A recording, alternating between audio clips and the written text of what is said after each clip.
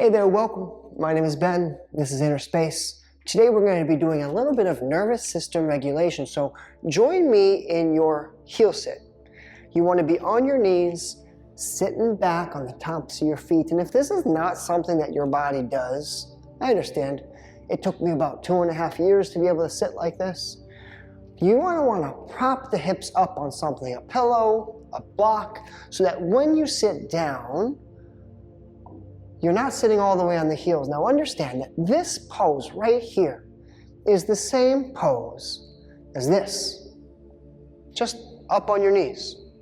And then as you apply pressure, you bend your knees and you sit back, the pressure builds up, builds up, builds up, builds up, builds up. And so you've got to find the place, the edge of your comfort zone, where when you finally sit still and choose your spot, you feel like you can sustain it.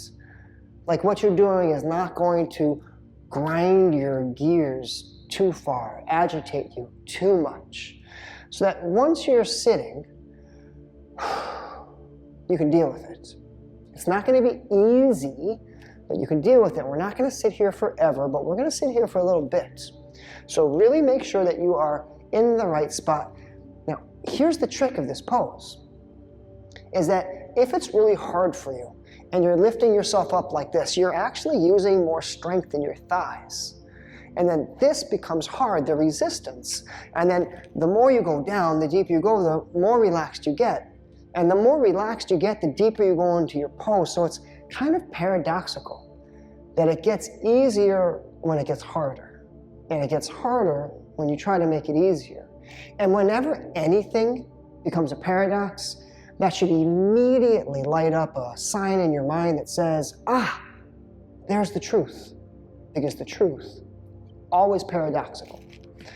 So now that you find your seat, I want you to find yourself breathing calmly, clearly through your nose. I want you to focus on your diaphragm, the muscle that you use to breathe, your solar plexus region under the ribs. Expand it, lifting the chin up, and then compress it, tucking the chin down. And then we're going to match our breath with this so that we inhale, lift the chin up. Exhale, tuck the chin down. Inhale, lift the chin up. Exhale, tuck the chin down. And we're going to get busy thinking about our breath so that we don't spend as much time thinking about our legs. You're going to drop your shoulders back and down, back and down, until you feel like you can pull your shoulders back and down, and they can stay there without giving you trouble. You're going to move your ears left and right, your chin up and down until you can find that spot where the neck is centered and it doesn't give you trouble. You're going to move your sternum forward and back until you feel like you're centered and it's not giving you any trouble. Your jaw, you open your mouth, close your mouth, and I want you to find a place where you can close your mouth, but put your tongue in between your teeth so that you can't bite down and squeeze your jaw. Shoulders are back, the jaw is released, and your breathing releases stress. So that as you sit in this pose, which naturally is uncomfortable, even if you can sit here for a while, the pose creates stress. It's like having cinders in a bonfire. They're there, they're sparkling, and they're ready to go. The second you pour a little gas on those cinders, flame comes up. But until you put the gas on, they're just cinders. And if you don't agitate them, they're going to continue to dampen, to soften, to get smaller. So what we want to do is find those little cinders in our mind right now, sitting in this pose. It's agitating, but it's not that bad. It's uncomfortable, but also familiar. I can deal with it. I'm capable of sustaining this for now. And just start to conceptualize the work required of you to mentally deal with it. To give you an extreme example, you can imagine you've got like a toddler, like a little 3-year-old, poking you in the arm. Poking, poking, poking, poking, poking, poking over and over and over and over again, trying to get your attention. Now, a few times, it doesn't hurt, it doesn't bother you. It's just a little kid. It's not like they're that strong, but they do it 100 times, and you're going to get sore in your arm. And they're going to bother you, and you're going to turn around, you're going to yell at them, "What do you want, kid?" We want to avoid that, right? We don't want to yell at kids. We don't want to do that. That's not who we want to be. I'm not trying to yell at any kids. They're just kids. What if your emotions were just the same? What if the poses were just little kids that wanted your attention? They want to play with you. They want to tell you a little secret. They want to tell you a joke. What if instead of trying to slay the dragon, what if it was just a little kid that wants to play with you, wants your attention, wants to tell you a secret?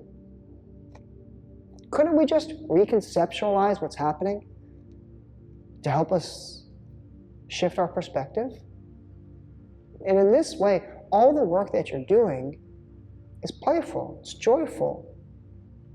It's not angry. I don't have to sharpen my axe to go kill something. I'm just sitting here, making peace with my present moment and all that exists right now. Now we're almost done here, because I know all of these ideas and all of these words and all of these conceptualizations, they're helpful and they work, but they're limited.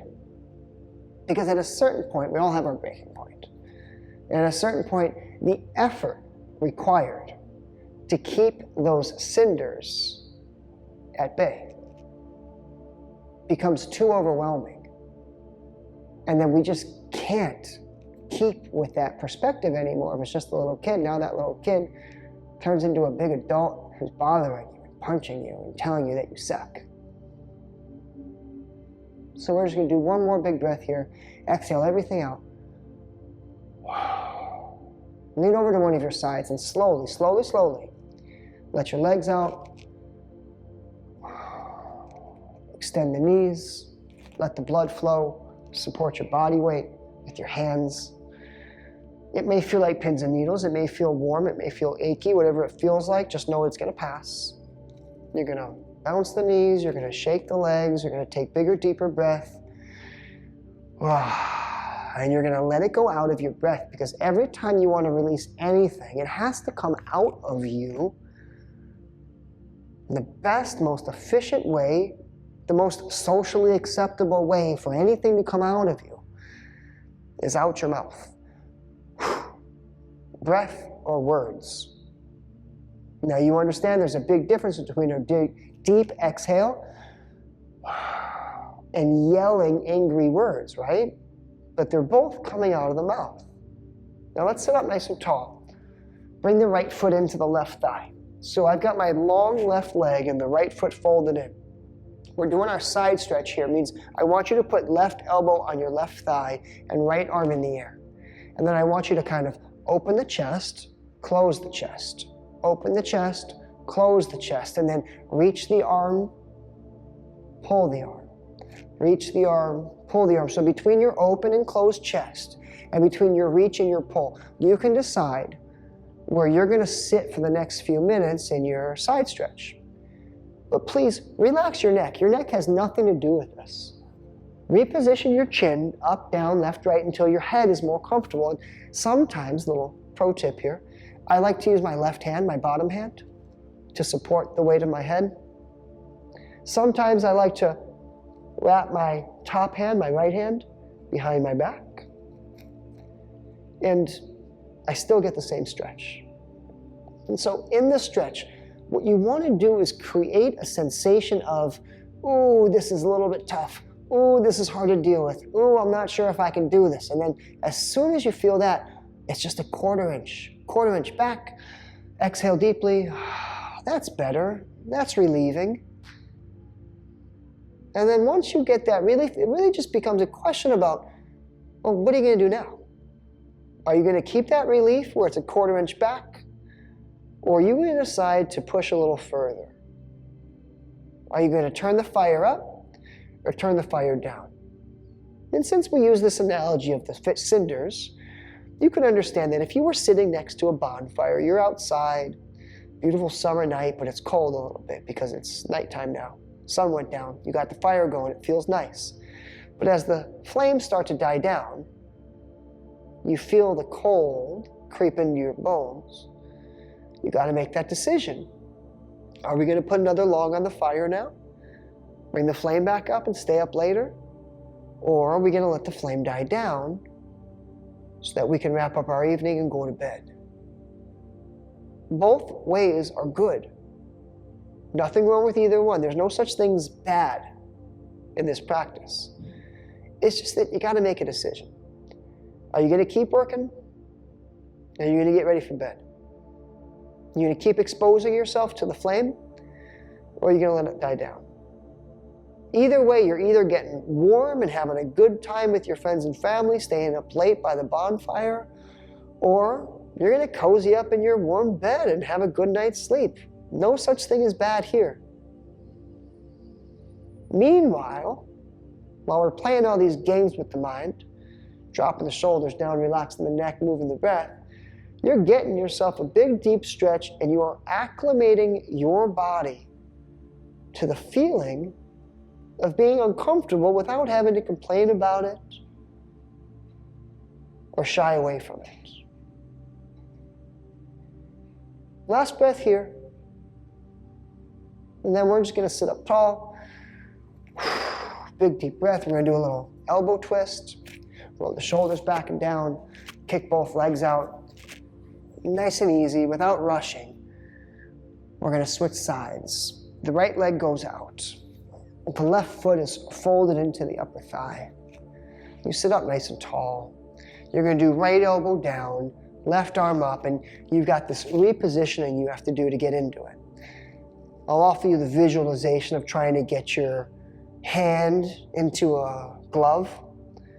You kind of got to wiggle it in there. If you've ever put on like a plastic glove with a wet hand, think about how hard and uncomfortable that is. Can you find that feeling getting into your pose? Like it doesn't fit, doesn't work, this isn't right, that's not right, oh, this is better, oh, I like that, oh, this is it. There it is, now I'm in the glove, exhale deeply. Once your hand's in the glove, there's no more wiggling. There's no more trying to get in the glove, you're in the glove, you're in it. Now what are you gonna do? Now what? That's the idea. The body's not reacting anymore. Your nervous system isn't screaming at you anymore. There's no agitation except for the agitation that you've chosen. Which means that if and or when you need to change the agitation that you're feeling, you can do that because you chose it in the first place. You put yourself in this position, you can get yourself out of it. And so when you no longer perpetuate that dramatic fairy tale of slaying the dragon inside of your body, inside of your mind, all of a sudden, you're not at war anymore. Your pain starts to go away. Your body stops feeling attacked.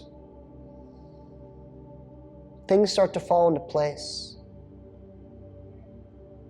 You're able to shift your perspectives. It gives you a sense of control in your mind, in your body, in your life. And this is just simply using yoga to regulate your nervous system. Every pose you get into, everything you think about, every emotion you have, every step you take, every breath you take, your nervous system is reacting subconsciously. But because we're intelligent, we can become aware of that subconscious reaction. And what happens when you become aware of your subconscious? We no longer call it subconscious, now we just call it conscious. And as soon as you become consciously aware of something, now you have a choice. Change it, adjust it, alter it, redefine it, integrate it, love it, kill it, whatever you want. But I'll clarify for you that every single time without fail, you will always feel better with the integration and the love instead of the fear and the desire to extinguish. Now, it doesn't mean that integration and love is going to be easy. Of course not. Feeling good has nothing to do with being easy or comfortable. Feeling good is having control, making a choice. When you make the right choice, it feels easy afterwards. But while you're making the choice, it feels hard. Last breath here, and then we're going to sit up tall. Use your elbows to twist a little bit. Exhale deeply, drop the shoulders, relax the neck, take bigger, deeper breath, and then come into your cross-legged seat so that we can finish up this practice. From your cross-legged seat, you're going to move forward and back, left and right. You're going to roll your shoulders back and down until you find the center where your hips, your shoulders, your ears, your chin, your nose, your sternum, your navel, all feel like they're in alignment with one another. There's no sense of a war going on. There's no conflict. There's no strife. You're not trying. You have integrated. You are accepting and allowing of all the things that you feel in this place here and now. The process of integrating new things into your circle of tolerance or allowance is always challenging. When you do it, it feels good. Thank you for joining me. I'll see you next time.